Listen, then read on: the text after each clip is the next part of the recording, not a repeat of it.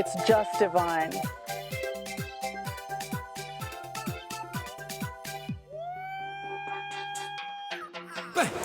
Hi, and welcome to this episode of Café Melanesia. On this episode, we explore the sights, sounds, and flavors of the Solomon Islands, Honara.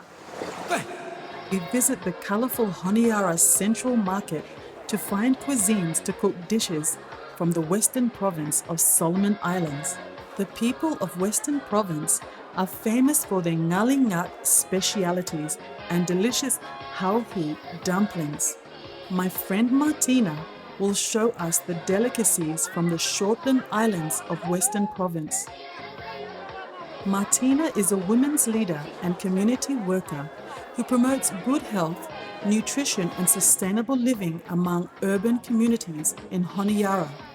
I'm just here with Matilda, and she's chosen this green stem taro instead of the purple one. Why is that that you chose this one, Matilda? This one, it tastes good. And then when you pound it, it's really nice. Okay. We help Martina choose the best ingredients from around the market to prepare for the day's cooking. Martina finds some plantain bananas which are perfectly ripe, sweet and ready for cooking. She picks up some freshly harvested ngali nuts which are very healthy and full of protein. We buy piles of medium-sized cassava and find some homegrown pumpkins which are high in beta-carotene and good for the skin. Next, Martina selects silver cabbage or ibica. Then we pick up some dry coconuts. After selecting essential nuts, greens and vegetables for our dishes, it's time to visit the fish section of Honara's Central Market. Walking through the seafood stalls, I am amazed at the diversity, freshness and quality of fish available here in Honara. Most fishermen sell direct to customers and receive maximum profits for their catches. After much searching, we finally find the right fish for Martina's dish.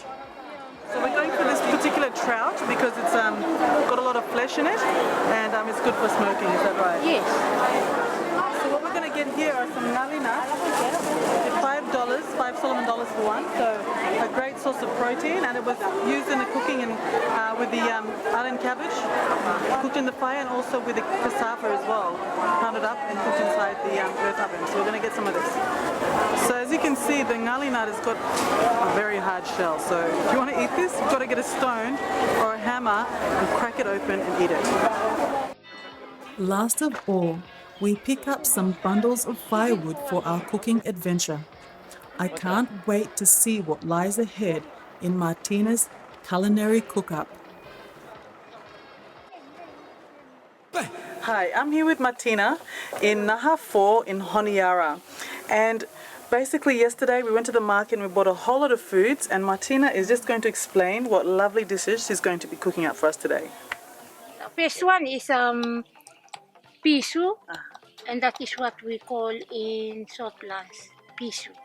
And this pisu is very important for visitors, especially miswal sabi working for a special guest. Okay. Like kakabluat chiefs, yeah? Yes. And then special guests them come, that is how miswal prepare him. So we use him cassava or taro. Then you mix him go with them banana so that him tasty. So by miswal use him coconut. And then make him go on him balanced diet. So me take him pumpkin with him fish, smoked fish. Me call the Shortlands with him. Okay, the second one, taro. By cook him and then you pound him and then you mix him with him nut, nali nut, and you mix him with banana too, so that him taste nice. Baba you shall enjoy him. A little bit sweet, something of them. Nice. So him not toa. Okay, toa. But tu fala kakaya, lomi fala Shortland him very special. Okay. There are others, Yes. but only two no baba me use him. Okay. Okay, the second one, third one there, by you use him go kumara with him silvery cabbage. Osem longo west o lohia lo Solomon o katakolem neka. Hem na mi mixim go with him nalinat. Okay. So that one hem very nutritious to him nice. For piso, the first recipe, the fish hem have to be smoked. Hem take a little bit longer time. So while the fish is on the fire, and then we prepare everything for piso by you cook him. And so by you take him fish here, just in the drum. Yeah? You can have a look. This is just a 40-gallon drum that's been Open. basically opened, yes, and then inside there's been a grill put in here. So this is just a sort of wire that you can really get anywhere in the Pacific from your hardware. And it's had a couple of holes drilled in the side, and then the wire just rack hooked in there. And we've got the lid here that's going to be used for smoking, and open fire down the bottom. Why we put on lid? Why we put on lid so that all the heat him there and then him a little bit fast cooking. Okay, make sure the fire him must be not flame too much. Okay. So fire blow you, it must be low, yeah. Yes. Not too much. Sorry. Not too much flame. No Nice too heat. much flame. Fire. Like lohom, sabi you see mangrove. Uh-huh. Hemi strong fire. So him nice. A nice smell blow Yes. mangrove too, yeah. Yeah. But here low town, yeah, usually you see any fire. Yes, yes. So I'm just here with Martina in her beautiful kitchen, which is so interesting. And she's just going to tell me a little bit about how she's got these different technologies here that she's, brought about herself and has actually been teaching women about. How in an urban area you can actually cook traditional styled cooking. That is a motu place where we make them. And then underneath, we shall put on now some copper underneath. Okay. Make them no bone enough flour because this one have flour. Yes, yes. Yeah, so we just put on go along there. You can use race one. You Yep. can use race one, timber, and then you put on go kappa, same no. So that him easy for a woman Yes. to stand and do the cooking instead of bending down. That's true. Yeah, that's true. So also this is my place for cooking. Mm-hmm. Also we have a motulo here too. Okay. So this one have open fire, 4 gallon drum, and then you make them awesome. Then you have easy for you to do your cooking. And also this one, this is a charcoal. Charcoal cooking, yeah. Okay. I just use the rice cooker because I'm open, but a special stove for the charcoal. So this one have nice too. Like me collecting what the charcoal here, and me sabi using for cooking. Yeah. Pot him no dirty too much, kaka him taste nice. True, that's Yeah. true. Slow cooking, yeah. Yeah, him cooking. And where do you collect the charcoal from? Okay, those charcoal, yeah. School blow me falona, him bent down here. Okay. So that is where I collect all these things, prepare for time him rainy season. Hey, true. Well, that's being sustainable, utilizing resources. Good idea. In Martina's resourceful house cook, her grandson prepares a fire for cooking the toa dish. Wood pieces are placed on top of an open drum oven to fuel the fire. A coconut shell lit from another fire is used as a flame to ignite the dry wood. Once the fire is burning and the flames are hot, Martina places a pot of water on the oven to boil. Martina takes the peeled tapioca and places it inside the hot water to cook. This one's steaming no more.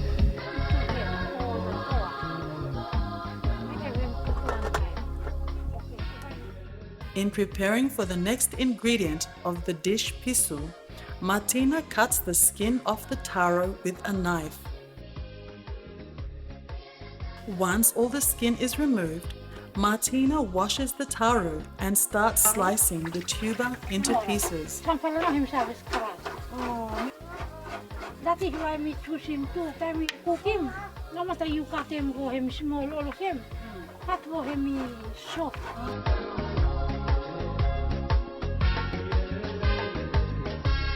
When all the taro pieces are cut up, Martina places them in the boiling hot water on the drum fire to cook until soft.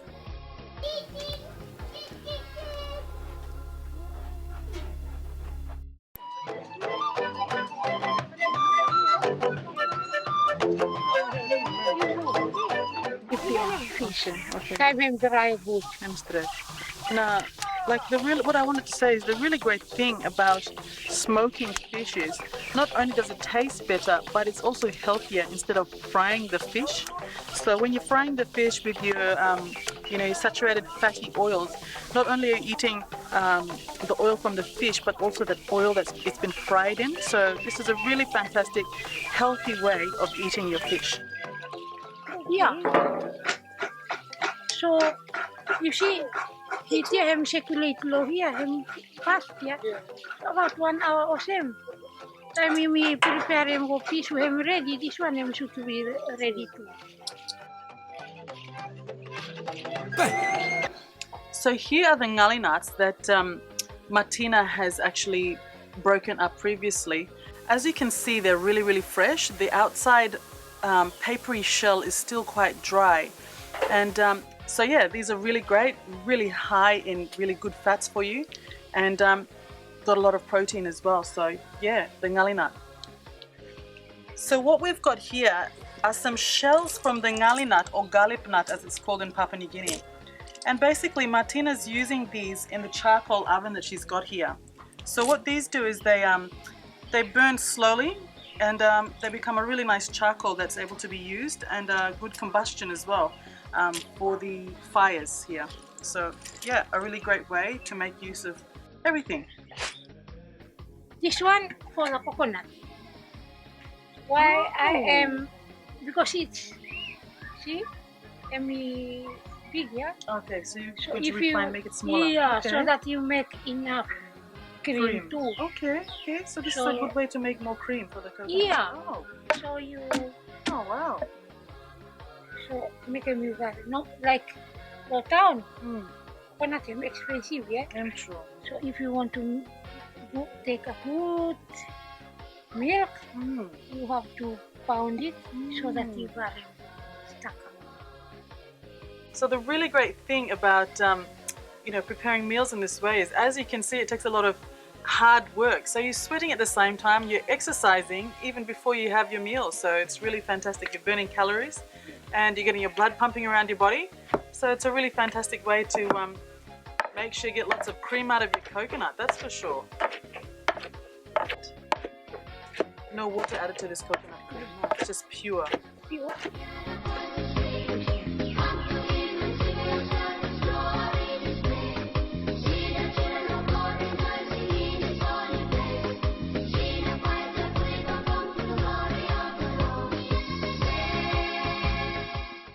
So what Martina was just telling me is that she doesn't waste the leftover coconut.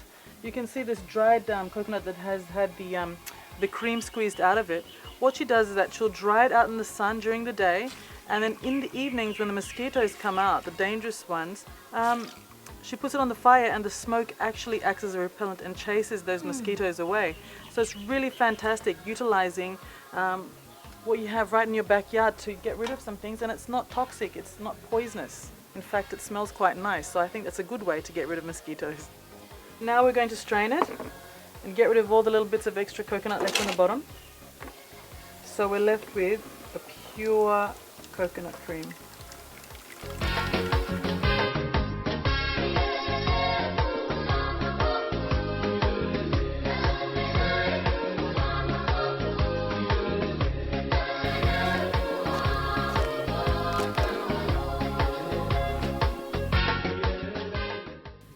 The highly nutritious pumpkin skin is not removed, and Martina places the smooth pumpkin pieces in a pot. While waiting for the pumpkin to cook, I talk about the health benefits of pumpkin seeds. So never ever throw out your pumpkin seeds. You can use them to plant, but there's also another really fantastic use for them. Not only are they tasty, when you roast them up for kids as a tasty snack. In fact, my son Yavita, it's his favorite food is roasted pumpkin seeds. Okay, now pumpkin seeds are actually anti-parasitic. So if anybody's got worms in your family, what you can do is they can eat some lightly roasted pumpkin seeds, which actually paralyzes the worm in the intestine, and it removes its suckers from the intestinal lining. And what that does then is you can take something like pawpaw, you can also take kulau, green coconut juice, and drink that down. And what that will do is just wash those parasites straight out of your body. Not only as a protein and high in zinc, but it's also great as an anti-parasitic. Pumpkin seeds.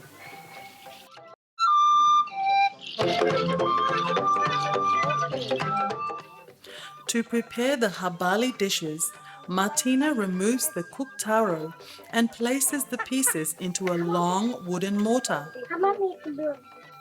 Outside, Martina uses her long wooden pestle to pound the taro into a soft dough. Martina removes the banana skin and places the succulent cooked banana into the mortar. I help pound the taro and banana and greatly enjoy this highly efficient and ancient culinary art of preparing habali, practiced for many generations. Martina pounds the taro and banana together until the mixture is sticky and soft, ready to create dumplings. She then separates the mixture into small bite-sized portions and moistens the dumplings with coconut milk. And then because pisu, him cooked one, yeah, cooked coconut. But this one, him na, yeah. Now yet, you must take it. You must kakayam go. You roll am go os them no more. These sumptuous Hobo Delights are now ready. Now let's taste some of this hauhu. I can tell you, I just can't wait to taste this. Just going to dip in some of this cream, roll it around a little bit, and take a big bite. Oh, wow. That's just like a burst full of flavor in your mouth. That beautiful sweet banana that's been cooked up and pounded in there with the cassava, and that stickiness and smoothness at the same time of that tapioca is just delicious. Thank you, Martina. Okay, so what Billy and I are doing here is peeling the papery shell off the nali nut. So it's just the pure white nut itself, you can see, without the papery shell, brown shell on it, that's going to be pounded up and used in this dish.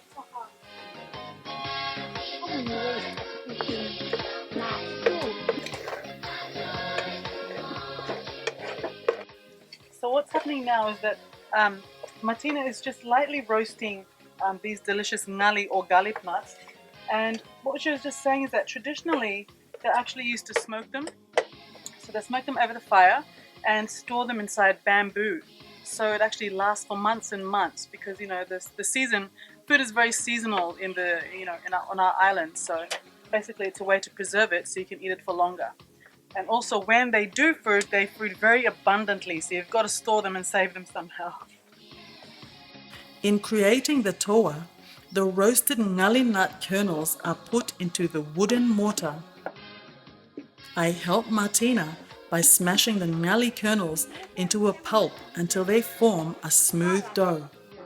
The taro and banana mixture is then combined with the ngali nut and crushed some more. More ngali paste is added and the pounding continues. The cooked pumpkin is laid out on a banana leaf and fresh coconut is sprinkled on top.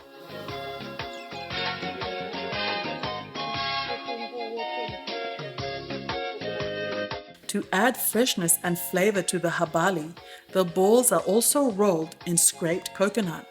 The toa are rolled into balls and pan-fried with coconut sauce.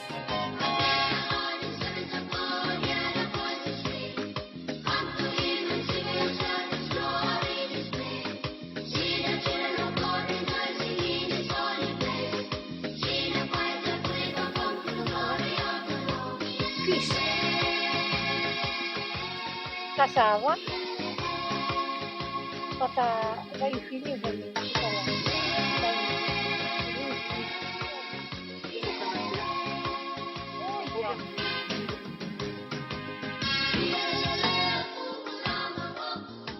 Once lightly fried, the towa balls are also placed on a banana leaf, ready for serving. More coconut cream is added to the pumpkin pieces.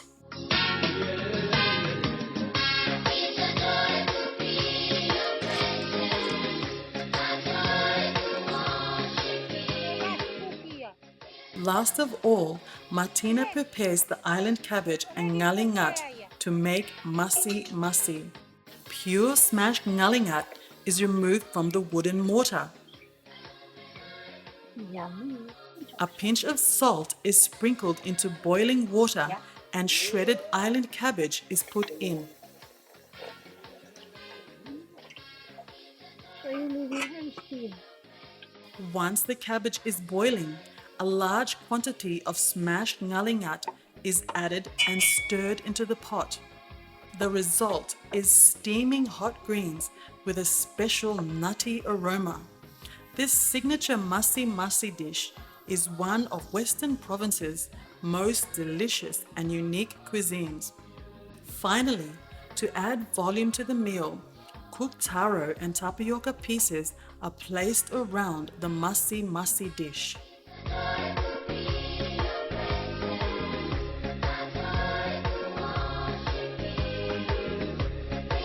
The slow-cooked and char-grilled trout is also ready for feasting.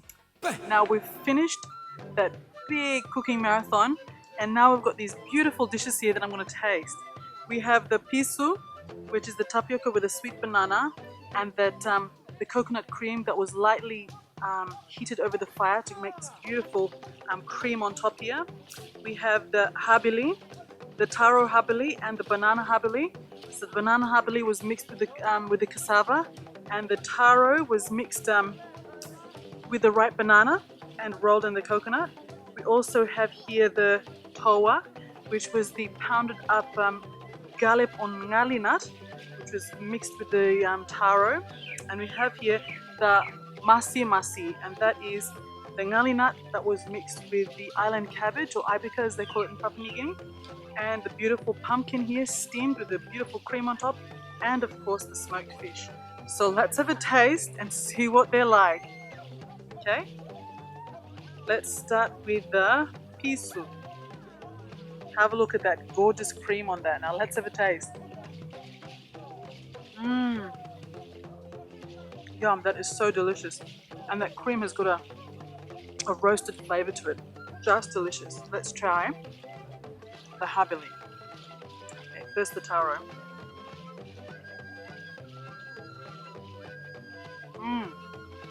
It's slightly chewy and stretchy. I can place the taro in there and the ripe banana. Just so delicious. Now let's try the one with the cassava and banana.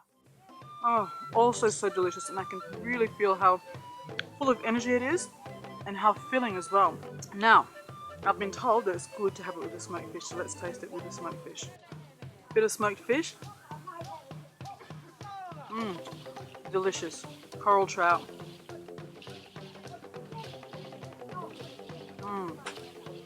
A beautiful blend of sweet and savory all at the same time. Now let's try the towa.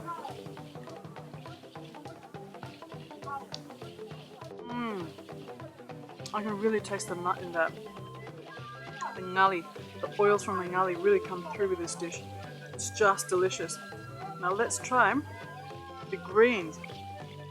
Now these are really good dishes, especially that are made with the ngali nut, especially for people that are vegetarian. Oh, yum. It's creamy, full of protein, tasty, slightly salty, just delicious. A healthy and hearty, nutritious meal, straight from the islands.